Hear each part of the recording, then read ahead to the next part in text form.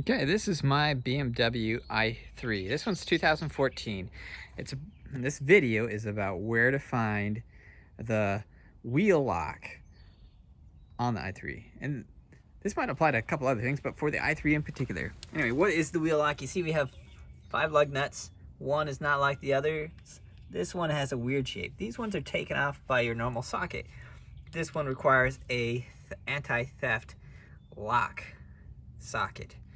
And on the BMW i3, at least on mine, if you're hunting for it, it's in the frunk. So lift up the front. And then here, you have this pack. And I'll point out that mine's loose. Normally, this little pack thing is right here, strapped down. But this right here is the adapter.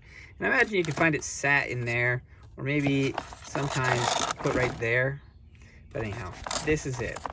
You see how it has a weird shape inside?